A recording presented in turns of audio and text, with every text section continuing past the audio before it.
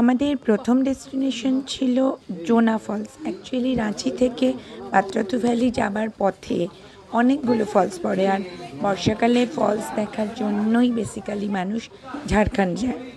তো জোনা ফলসে অনেকটা নিচে সিঁড়ি দিয়ে দুটো সাইডে যাওয়া যায়, একটা আপার সাইড একটা লোয়ার সাইড।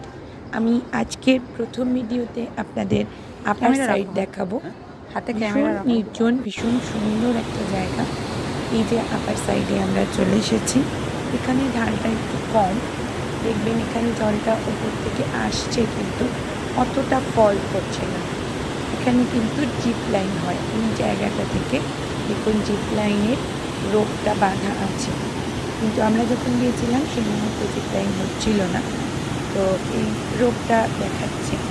এই যে নিচের যে অংশটা যেখান দিয়ে জলটা নেমে যাচ্ছে, এর পরের পার্টি দেখাবো।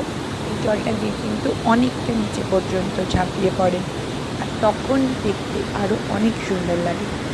আপার পার্টটা ডান দিকে, লোয়ার পার্টটা বাম দিকে।